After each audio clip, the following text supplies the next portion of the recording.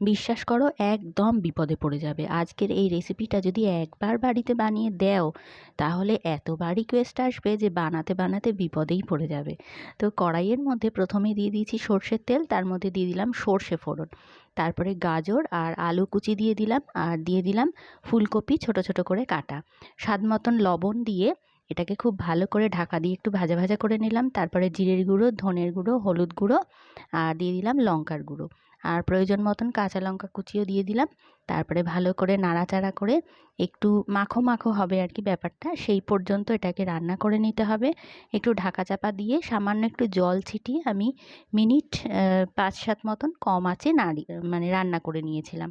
ব্যাস, তারপরে দেখো এটা কীরকম ঘেটে গেছে। এবারে মাঝখানটা এরকমভাবে একটু জায়গা করে নিয়ে তার মধ্যে সামান্য একটুখানি তেল দিয়ে দিয়ে দিলাম একটা ডিম। ডিমটাকে ভুজিয়া করে নিয়েছি। ভুজিয়াটা তোমরা চাইলে আগে থাকতে করে নিতে পারো। তো আমি আর কড়াই বাড়ালাম না, একটার মধ্যেই কাজ চালিয়ে দিলাম। তো তারপরে তৈরি হয়ে গেল একটা খুব টেস্টি পুর। এর মধ্যে গাজর, আলু, ডিম আর আছে ফুলকপি। এবারে অন্য একটা পাত্রের মধ্যে নিয়ে নিলাম 1 বাটি ময়দা, 1 বাটি আটা। এরপরে এর মধ্যে দিয়ে দিচ্ছি স্বাদ মতন লবণ আর সামান্য একটুখানি চিনি।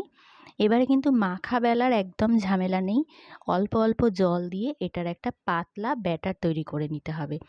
বুঝতেই পারছো, ঠিক যেমন গোলা রুটি বানাই আমরা সেই রকমই একটু পাতলা হবে ব্যাটারটা, এইরকম হবে থিকনেস। দেখো, দেখলেই বুঝতে পারছো কীরকম হচ্ছে। তো এবারে প্যানের মধ্যে সামান্য তেল ব্রাশ করে নিয়েছি, তারপরে হাতায় করে অল্প একটু ব্যাটার দিয়ে দিলাম, দিয়ে এরকম করে ছড়িয়ে দিচ্ছি। তারপরে ওপরের অংশটা যখনই দেখবে শুকিয়ে এসেছে তখন আস্তে করে তুলে এটাকে উল্টে দিতে হবে। একটা ময়দার পাতলা শিট কিন্তু তৈরি হয়ে গেছে। এবারে এটার মধ্যে দিয়ে দিচ্ছি সেই যে বানিয়ে রেখেছিলাম পুরটা, সেই পুরটা পরিমাণ মতন দেবে। দিয়ে যে ময়দার গোলাটা বানানো হয়েছিল সেখান থেকে সামান্য পরিমাণে আঠার মতন করে চারিদিক দিয়ে লাগিয়ে ঠিক এইভাবে রুটিটাকে উল্টে দিতে হবে। উল্টে দিয়ে দেখো এরকম একটা হাফ মুনের মতন হয়েছে ব্যাপারটা। এবারে অল্প অল্প তেল দিয়ে এটাকে ভেজে নিলেই তৈরি হয়ে যাবে আমাদের নরম তুলতুলে সন্ধেবেলার খাবার বা রাতের ডিনার।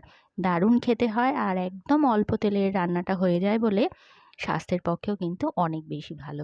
তো দেখতেই পেলে মাখা বেলার ঝামেলা ছাড়াই এত সহজে সুস্বাদু ডিম পরোটা কিন্তু তৈরি হয়ে গেল। অবশ্যই ট্রাই করো বাড়িতে।